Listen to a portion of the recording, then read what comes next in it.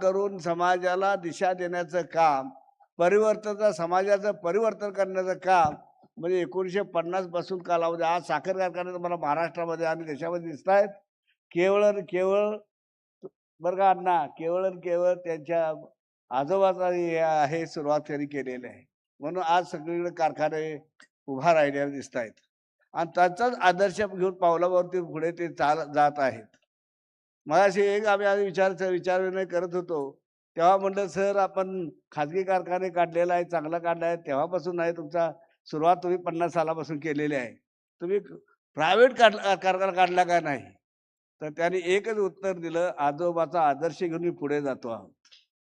म्हणजे अशा पद्धतीनं हे तर चाललेलं आहे आणि सुदैवाने मला यांचा आशीर्वाद कायमच आहे. गेल्या वर्षी सुद्धा माझा प्रवरानगरमध्ये जीवन गौरव पुरस्कार देऊन आदरणीय राधाकृष्ण विखे पाटील साहेब आणि आदरणीय नामदार साहेब आणि आदरणीय राजेंद्र विखे साहेब यांनी माझा सत्कार गेल्या वर्षी प्रवरा येथे नेऊन माझा सन्मान केलेला आहे. आणि मला 2 गोष्टीचा इथं आवर्जून उल्लेख करायचा आहे. तो म्हणजे आदरणीय राधाकृष्ण विखे पाटील साहेब हे आणि मी पुणे विद्यापीठात 10 वर्षे एकत्र काम करण्याचा आणि त्याचं सातत्यानं मार्गदर्शन मिळण्याचा मला संबंध आहे. मी दोघंही पुणे विद्यापीठात 10 वर्षे कार्य करत होतो. दुसरी जे म्हणते मुरलीधर मोहोळ साहेब, नामदार नशिबवान व्यक्ती जन्माला यावं लागतात असे मी त्यांच्याकडे पाहतो. अतिशय वेगळ्या देशातून वेगळ्या देशाला गेले. कुस्तीतून ते पहिल्यांदा नगरसेवक दिले 4 वेळा. विश्वजित कदम साहेबांनी सांगितलं 4 वेळा ते हे नगरसेवक झाले. पण खास तुम्हाला 2 गोष्टीचा मला उल्लेख करायचा. एक म्हणजे महापौर असताना तुम्हाला कालावधी चांगला मिळाला, पण ते पुणेकरांसाठी तुम्ही जे त्याग केला, पुणे शहरासाठी तुम्ही उभा राहिला, ते सर्व समाजाला वाकरण्यासारखं आणि आदर्श घेण्यासारखं आहे असं मला वाटतं, प्रामुख्याने वाटतं. दुसरं गोष्ट म्हणजे कोरोनाच्या काळात तुम्ही स्वतःचा जीव धोक्यात घालून अहोरात्र पुणेकरांसाठी तुम्ही झटपट राहिला आणि काम करत असता.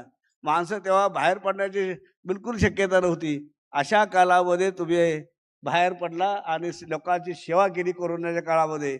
म्हणजे हे तुमचं काम मला अतिशय भावलेलं आहे आणि अतिशय आहे. त्यांचा माझा जुनारमध्ये त्यांच्या वडिलांचं मला अतिशय प्रेम होतं आणि आहे, आजही आहे. केव्हाही झालं तर मुली उद्या दादा अण्णा नसतील तरी वडिलांना भेटायला जातो मी. कारण माझं त्याचं आहे. एक अण्णा तुम्हाला माहिती नसेल तर सांगतो. एक काम होतं मी गेलो म्हटलं असं काम आहे आणि अण्णाला भेटायचं आहे. ते म्हटले काय भेटायचं आहे? तुम्हाला तुमचं काम सांगायची काय गरज आहे?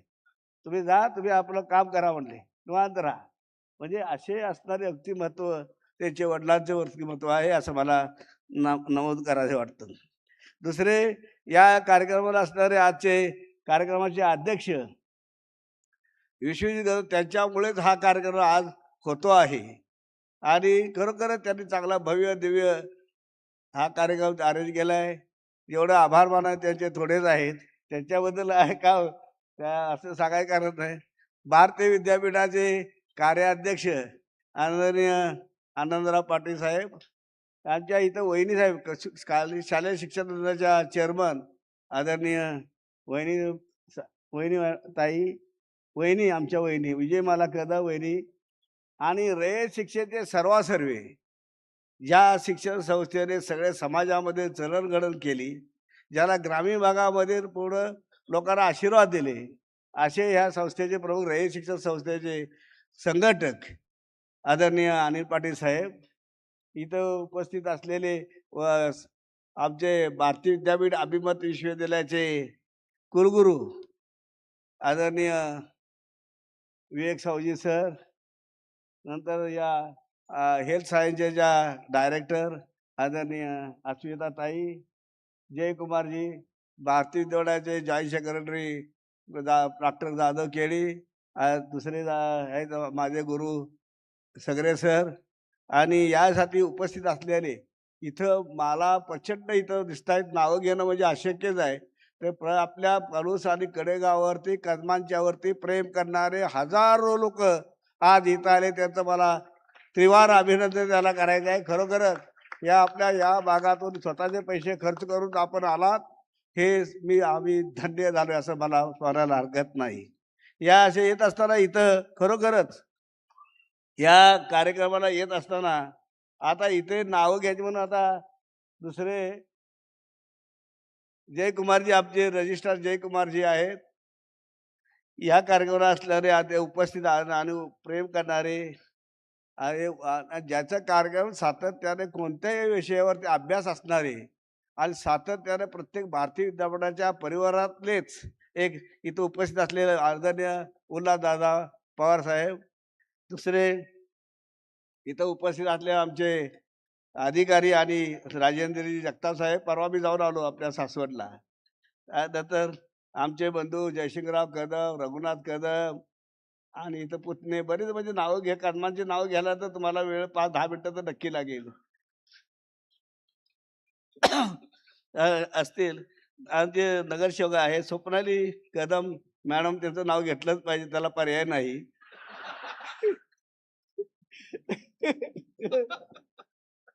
बरं त्यामुळे आणि इथं असणारे आमचे मित्र पहिल्यापासून मला साथ देणारे इथं विहान खरेदीकर सुद्धा योग्य तब्येत बरे नसताना सुद्धा इथं उपस्थित असलेले असे विहान खरेदीकर सर, शिवलिंग मेनकुदळे रे शिक्षणचे सहसचिव आहेत, कदाचित त्यांना प्रमोशन मिळण्याची शक्यता आहे. आदरणीय आमचे मित्र प्रकाश पाटील, म्हणजे जुना ऋणाबंध कसा जपावा ते प्रकाश पाटलाकडे पाहायला मिळतं. डॉक्टर एरिज भरूच्या MS पाटील ज्यानं पुस्तक हे काढलं, म्हणजे आता जे पुस्तिका न सांगता जे काढलेलं आहे, तर मला वाटतं वाचण्यासारखं असावं, असं काय हरकत नाही असं मला वाटतं. याचं जे आहेत माझे जवळचे मित्र आणि ज्याने माझा काही संबंध नसताना माझं संस्था माझ्या नावाने संस्था काढली, तसे असे आदरणीय DD चौगुले सर, नंतर उत्तम भाऊ पवार, PC जाधव सर, बापूसाहेब पाटील, रवींद्र बेडक्याळ आणि आता अनेक आणि दुसरी गोष्ट, मला सातत्याने साथ देणारे फार्मसी महाविद्यालयाचे सर्व प्राध्यापक आणि इथं प्राचार्य असतील, माझे प्राचार्य असतील, त्याचा सर्व प्रकारचा मला आवर्जून उल्लेख करावा वाटतं. आणि इथं उपस्थित असलेले सर्व मान्यवर बंधू आणि भगिनींनो, खूप वेळ झालाय, पाटील साहेबांना जायचं आहे आणि ते विमानानं परत जाणार बरोबर थोडक्यात घ्या आणि फक्त आभार मानाने बसा. म्हणजे आभार मानल्यापेक्षा तुमचं एक हे करतो. खरंच आज आजचा गौरव या समारोहाने अक्षरशः मी भारावून गेलोय. कारण जवळची माणसं जास्त आली आणि सगळे संबंधित आले तर लोक भांबाळून जातात आणि त्याचे निश्चितपणाने चुका होण्याची शक्यता दाट असल्याचे मला जाणवतं. म्हणून खरंच या मित्र हो, मी जेव्हा माझ्या 75 वर्षाच्या आयुष्याकडे मागे वळून पाहतो, पाठीमागे वळून पाहतो, तेव्हा माझे पाय मातीत आहेत असं मला प्रामुख्याने वाटतं. ओके, आमचा जुना सहकारी आहे. माझे तसं म्हणलं तर माझा जन्म श्रीजित कदम साहेबांनी सांगितलेलंच आहे. आम्ही अतिशय दुष्काळात म्हणजे सांगली जिल्ह्यातील कडेगाव तालुक्यातील सोळसरसारख्या एका छोट्याशा गावात जन्मलो. अत्यंत दुष्काळी भाग, पाण्याची उन्हाळ्यामध्ये अशी अडचण, कोरडभाऊ जमीन, तळणवळणाची सोय नाही, इयत्ता 5वी पर्यंत शिक्षणाची सोय, पुन्हा 6वी 7वी पर्यंत आम्ही शिरसगावला 2-2.5 किलोमीटर अंतरावर गेलो. आणि मला दुसरं खास आडवं करायचं, रे शिक्षण संस्थेच्या याच्यामुळे मला दिशा मिळाली आणि त्याच्या कर्मवीर भाऊराव पाटील स्वामी विवेकानंद महाविद्यालयामध्ये मी प्राध्यापकच्या होण्या अगोदर ज्याला मला शिक्षण मिळाले, रे शिक्षण संस्थेच्या कमान शिका मी शिक्षण घेतलं. नंतर सगळं विवेकानंद खांब्याने सांगितलं, सायन्स कॉलेज करायला गेलं, पुणे विद्यापीठात डिग्री केली, PhD मी केली ती बाळासाहेब कुलकर्णी. ते आज येणार होते पण तब्येत बरोबर नसल्यामुळे येऊ शकले नाहीत. माझा थिसेस लंडनमध्ये होता आणि एक थिसेस माझा औरंगाबादला होता. मी पुणे विद्यापीठातून PhD संपादन केली. आणि दुसरी गोष्ट मला खास सांगायचं असं वाटतं, माझे पुण्य आईवडील, पूजनीय आईवडील आणि मला खंबीरपणे पाठिंबा देणारे माझे मोठे बंधू डॉक्टर कदमराव कदम यांच्या केवळ आशीर्वादामुळे आणि मोहनराव कर्मांच्या आशीर्वादामुळे मी माझं शिक्षण संपूर्ण शिक्षण पूर्ण करू शकलो. नाही तर शिक्षण झालं नसतं. अशी परिस्थिती असते, बिकट परिस्थिती असतात. आता तेव्हा भाग नंदनवन केलाय, साहेबांनी नंदनवन केलंय. पण पूर्वीची परिस्थिती म्हटलं तर आमच्या गावात तुम्हाला सांगायचं म्हटलं बरं का पाटील साहेब, आता सांगायचं तुम्हाला म्हणलं 2 सांगता येईल. पूर्वी आमच्या गावातील लग्न सुद्धा व्हायचं नाही. या गावामध्ये माळावरती आपल्या मुली देणं म्हणजे त्याचं भव्य डोंगर म्हणजे मारण्यासारखं होईल. अशी परिस्थिती असताना आज नंदनवन झालेलं आहे. अशा ठिकाणी वरून मी आलो आणि करीत असताना खरोखर हा माझा सत्कार आहे का? असाही प्रश्न विचारतो. कारण मी गेले 5 दशक शिक्षण संस्थेमध्ये जे ज्ञान यज्ञाची सेवा केली, केवळ आणि केवळ त्या ज्ञान यज्ञाचा, त्या पावित्र्याचा हा सत्कार आहे, असं मला प्राविण्य असं वाटतं. कारण करून व्यक्तीचा सत्कार कधी असत नाही, पावित्र्याचा त्या शिक्षण क्षेत्रात घातलेला संबंध असतो. हा गौरव असं होतंय. सामाजिक जाणीव असणारे, सामाजिक सळधळ करणारे, माणसाला उभा करणारे, दूरदर्शी पतंगरावजी कदम साहेब यांनी भारतीय विद्यालयाची स्थापना 10 मे 1964 रोजी वयाच्या 19व्या वर्षी. भारतीय विद्यालयाचा विस्तार आज मोठ्या प्रमाणात झाला. निरनिराळ्या प्रकारच्या 180 शाखा भारतीय विद्यालयाने सुरू केल्या आणि गतिमान शिक्षणातून समाजपणे ध्येय उराशीवर मंत्री सर तुम्ही पण आलेला आहे लक्षात आलं. अशा परिस्थितीमध्ये गतिमान शिक्षण करून गेली 62 वर्षे देशाच्या शैक्षणिक, सामाजिक, आर्थिक उन्नती मोलाचे योगदान दिलं असे आहे. आणि तुम्हाला तुमचं आमचं नातं काय, तर तुमच्या तुम्ही जरी आता पुणेकर आहात, त्याचं दुसरं वैशिष्ट्य म्हणजे ते आम्ही आता जवळजवळ राहतो. 2 मिनिटाच्या अंतर, 4 मिनिटाच्या अंतरावरती आम्ही राहतो. म्हणजे त्या ह्याच्याकडे असले तरी आता मुळशीतले असले तरी ते आता कोथरूडकर झालेले आहेत असं सांगायला हरकत नाही. अशा परिस्थिती आलेल्या आहेत. आणि अशा राजधानीमध्ये येत असताना हे मी जेव्हा साहेबांनी स्कूल काढलं, शंकरराव ते सामाजिक नाव दिले, कुठली देणगी घेऊन कुठल्या संस्थेला नाव दिलेलं नाहीये. ते स्कूल काढलं, मोरे विद्यालय, शंकरराव मोरे विद्यालय म्हणतात. त्या विद्यालयात मी पहिला शिक्षक होण्याचा मान मिळाला. आणि त्यानंतर हायर एज्युकेशन दुसऱ्या वर्षी सुरू झालं आणि तेव्हा पहिला प्राध्यापक, उच्च शिक्षण क्षेत्रातले पहिला प्राध्यापक होण्याचा मान मला संधी साहेबांनी दिली. त्यामुळे मी प्राध्यापक 3 वर्षे राहिलो. नंतर कॉलेज काढलं. पुणे विद्यापीठाच्या अंतर्गत असलेलं फार्मसी महाविद्यालय एकमेव. तेव्हा पुणे, नगर, नाशिक, जळगाव, धुळे कुठेही फार्मसी नव्हतं. पुण्यामध्ये सुरू केलं. त्यानंतर प्रवरा आणि नाशिकला चालू झालं. म्हणजे अशा परिस्थितीमध्ये या पुण्यामध्ये मी फार्मसी महाविद्यालयाचा आणि ते माझा काळ हा गौरवशाली होता असं म्हणायला काही हरकत नाही. कारण सगळे आम्ही एकत्र विचार करायचो, सगळा डिसिजन एकत्र घ्यायचा आणि चांगल्या पद्धतीने वाटचाल करायची. म्हणून हा फार्मसी महाविद्यालय देशातील एक अग्रगण्य कॉलेज म्हणून उधंबलं होतो. जे NIRF मध्ये किंवा याच्यामध्ये त्या देशाचा नेहमी देशाच्या मानांकनामध्ये 2 ते 3 नंबर नेहमी असतो आणि अशा पद्धतीने ते वास्तव्य केले. मी पुणे विद्यापीठाचा मॅनेजमेंट काउन्सिलर असताना 16 वर्ष मॅनेजमेंट काउन्सिलर होतो आणि त्यामध्ये मला फॅकल्टी ऑफ फार्मास्युटिकल सायन्सेस ही पहिली पुणे विद्यापीठामध्ये सुरू केली. महाराष्ट्रातली पहिली आणि देशातली 6वी फॅकल्टी सुरू करण्याचा मान मला मिळाला. त्याला विखे पाटील साहेब सुद्धा होते आणि खरंच असं मला प्रामुख्याने वाटतं. म्हणजे हे काम करत असताना मला विशेष असं वाटतं की आता मगाशी कार्यवाहानं सांगितल्याप्रमाणे 50 ते 60% फार्मसी कॉलेजचे विद्यार्थी देशाच्या लेवलवर सायंटिस्ट असणारे, देशाच्या लेवलवर काम करत असणारे असे विद्यार्थी माझे काम करताय, ते अतिशय वाखण्यासारखं आहे असं मला वाटतं. त्याच्या मी प्राचार्य, सहकार्य, कार्यवाह असताना भारतीचा विस्तार मोठ्या प्रमाणात झाला. 180 शाखा काढण्यात त्यावेळेला माझाही सहभाग होता. साहेबांच्या मार्गदर्शनाखाली हे मी काम केलं.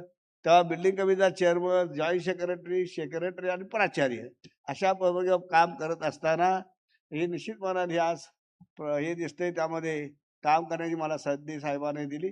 त्यामुळे मी काम करू शकलो आणि सगळा जे आता पुणे असो, नगर असो, पुणे, सातारा, सांगली, कोल्हापूर सगळे तिकडे जे कॉलेज संस्था काढल्या ते काढण्याचं आणि त्याचं काम करण्याचं मला भाग्य निश्चितपणे लाभलेलं आहे. आणि हे असताना सुद्धा कुठंही क्वालिटी कॉम्प्रोमाइज केलेली नाही. क्वालिटी हे आहे. आणि त्याचबरोबर मी पुणे विद्यापीठामध्ये मॅनेजमेंट निवडून गेलो. 1988 साली मी पुणे विद्यापीठाचा पाटील साहेब होते. पुणे विद्यापीठ निवडून गेलो. Management council, academic council, Senate, नंतर स्टँडिंग कमिटी चेअरमन, नंतर हे काम मी 16 वर्ष काम केलं. त्यावेळेला ते तत्कालीन कुलगुरू वसंतराव गोवारीकर साहेब यांनी मला पुणे विद्यापीठात म्हणजे काय सायंटिस्टनं माझी निवड करणं, पुणे विद्यापीठाचा कुलगुरू म्हणून मला बोलवलं.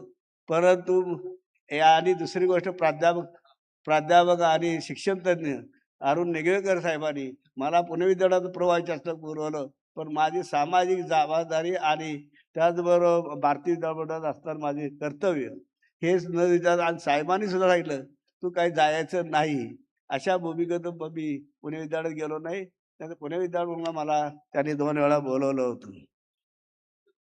भारतीय संस्था मगाशी सांगितलं की भारतीय विद्यापीठ शैक्षणिक प्राचार्य सहकार्य कार्य असताना कुलगुरू काम करत असताना मी जेव्हा वेळ मिळत असे तेव्हा संशोधनाचं काम मी चांगल्या पद्धतीने करत असे. संशोधन मी आता 189 पेपर हे पब्लिश केले. त्यापैकी 106 paper national international paper national international paper publish केले. आणि त्याचबरोबर माझ्या मार्गदर्शनाने ते 15 विद्यार्थ्यांनी PhD पुणे विद्यापीठाची मिळवली. आणि आणि दुसरी गोष्ट 5000 सायटेशन इंडेक्स आहे. म्हणजे सर्वात हायेस्ट असणारा सायटेशन इंडेक्स हे भारतीय विद्यापीठाच्या एका प्राचार्याचा आहे असं मला आवर्जून सांगायचं होतं. आणि या भारत सरकारच्या मला पुन्हा पुणे विद्यापीठाच्या काम करत असताना भारत सरकारने मानव संसाधन संपदा मंत्र्यांनी मला युनिव्हर्सिटी ग्रांट्स कमिशनचा 2 वेळा सदस्य केलं. त्यामुळे देशाच्या लेवलवरती काम करण्याची संधी मिळाली आणि अनेक लोकांना मदत करू शकलो. हे मला एका शेतकऱ्या कुटुंबातून आलेल्या मुलाला एका युनिव्हर्सिटी ग्रांट्स कमिशन सारख्या संस्थेमध्ये काम करण्याची संधी मिळणं आणि ते समाजामध्ये जाणं हे निश्चितपणाने मला गौरवास्पद आहे असं मला वाटतंय. याशिवाय मी फार्मसी काउन्सिल ऑफ इंडियाचा 3 वेळा सदस्य होतो. तसंच नॅशनल असेसमेंट अक्रेडिटेशन काउन्सिल याचा 2 वेळा मेंबर होतो. आणि त्याचबरोबर SSC HSC बोर्डाचा सुद्धा मी महाराष्ट्र राज्याचा मध्ये काम केलं. आणि माझ्या सहीनं जी कुठल्या शाळा वगैरे काढायच्या असतील त्यावेळेला माझ्या इथून शिफारस गेली ते त्यावेळेला मान्यता मिळत होते. म्हणजे अशा पद्धती काम करण्याचे मला मगाशी सांगितलं. माझ्या व्यसनाने मला नॅशनल असेसमेंट अक्रेडिटेशन काउन्सिलमध्ये आणि NIRF मध्ये भारतीय विद्यापीठाचा 53वा नंबर आला म्हणून तत्कालीन राष्ट्रपती प्रणब मुखर्जी त्यांच्या हस्ते माझा सन्मान दिल्ली येथे झाला. त्याचबरोबर नॅशनल आपलं बार काउन्सिल ऑफ इंडिया यांच्यामध्ये देशातील सर्वोच्च काम चांगलं करणाऱ्या आणि संशोधन क्षेत्रात काम करणाऱ्या पहिले तत्कालीन राष्ट्रपती प्रतिभाताई पाटील यांच्या हस्ते आणि चीफ जस्टिस ऑफ इंडिया यांच्या हस्ते बालकृष्णन यांच्या हस्ते माझा सन्मान विज्ञान भवनमध्ये झाला. म्हणजे असे अनेक पुरस्कार मिळाले. असे अनेक काम करायचे केवळ लोकांचे आशीर्वाद याच्यामुळेच मिळू शकले. आणि खरोखरच आता प्रश्न होतो, आपण शिक्षण घेत असताना विद्यार्थी आता येऊ घातलेलं शिक्षण तुम्हाला माहिती आहे, सगळ्यांना ज्ञात आहे. पण ह्या शिक्षणाला आपण आपले विद्यार्थी कसे सामोरं जातील हे स्पर्धेचे युग आहे. आणि या स्पर्धेच्या युगामध्ये आपण सामोरं कसे जाणार आहोत हा खरा प्रश्न आहे. तेव्हा नुसतं शिक्षण टाइम टेबल करणं आणि ते आहे ते शिक्षण शिकवणं यामध्ये आपल्या विद्यार्थ्याचं प्रोग्रेस नाही आहे. त्यामुळे पुढं जायचं असेल तर आपल्याला काय करायला पाहिजे, कशा पद्धतीने आपले विद्यार्थी समाजाला जात असताना स्पर्धेमध्ये जात असताना आपले कसे तोंड देऊ शकतो याच्याबद्दल वाटचाल करणे अतिशय आनंद आहे. आणि खरोखरच हे करत असताना आपल्याला वेगळी दिशा पत्करून आपल्याला वेगळ्या पद्धतीने शिक्षण विद्यार्थ्यांना देणं आणि आपला विद्यार्थी समाजामध्ये समाज हितासाठी कसा काम करू शकेल हे पाहणं हे महत्त्वाचं आहे मला असं वाटतं. यावेळेला भ्रष्टाचारी प्रश्न आपण AI प्रश्न उठाला आहे, नोकऱ्या जाणार आहेत, पाणी भरपूर लागणार आहे असं ही जरी असलं तरी सुद्धा पण त्याला सामोरे जाण्याचं आपलं पिढी असं बाद करून चालणार नाही. त्या जाणाऱ्या पिढीला सुद्धा आपल्याला चांगलं ज्ञान मिळालं पाहिजे, हे करायला पाहिजे. त्या दृष्टीने वाटचाल करणं अपेक्षित आहे. तेव्हा मी एवढं जास्त बोलणार नाही. पुरस्कार मला आजपर्यंत 23 मिळाले. मग रयत शिक्षण संस्थेनं केलेला पुरस्कार आणि विखे पाटलांनी केलेला पुरस्कार सर्वात मोठा आहे पुणे विद्यापीठ. पण विखे पाटलांनी गेल्या वर्षीच माझा सत्कार केला. रयत शिक्षण संस्थेला आमची मायभूमी आहे, जन्मभूमी आहे असं म्हटलं तर हरकत नाही. कारण त्यांच्यामुळे आमच्या घरातली सगळे मंडळी, पाटील साहेब आपल्या आशीर्वादाने आम्ही शिकलो आहोत. मग साहेब असो, मी असो, माझा छोटा रघुनाथ भाऊ असेल, सगळे आम्ही रयत शिक्षण संस्थेचे विद्यार्थी आहेत. केवळ तुमच्या आशीर्वादाने आम्ही जगलो. आपण आलात, आमच्या घरातली सुद्धा विशेष जी मुलगी आणि सगळे इथं आहेत, सगळे घरातली मंडळी इथं आहेत. त्यांचंही मी अपशात मी जेव्हा काम जास्त करत होतो तेव्हा वेळ कमी असायचा, पण समजून घेऊ शकतात, कारण काम करणाऱ्या माणसाला वेळ कमी असतो. तेव्हा सर्वांचं आभार मानतो. खरोखर जे कुणाकुणाचं नाव घ्यायचे, कुणाकुणाची नावं घेतले मला माफ करा, पण तुम्ही आलात, प्रेम दिलं, अशीच आशीर्वाद हे राहू एवढीच परमेश्वर प्रार्थना करतो. कारण माणसाच्यावर श्रद्धा ठेवून मी चालणारा एक श्रद्धाळू व्यक्तिमत्व आहे आणि माणसं ही माझ्या आयुष्यातली एक शक्ती आहे. त्या यशाच्यावरती मी आजपर्यंत जिवंत आहे असं मला सांगतो. पुन्हा पुन्हा एकदा आपलं आभार मानायचं जितकं थोडंच आहे. शतश आभार, धन्यवाद. जय हिंद, जय महाराष्ट्र. मनापासून धन्यवाद. ही शक्ती तुम्हाला मिळत राहो अशी आमच्या सगळ्यांच्या वतीने सदिच्छा व्यक्त करते. 2 संस्थांसाठी आजचा दिवस अत्यंत गौरवाचा आहे. रयत शिक्षण संस्थेच्या कमवा आणि शिका या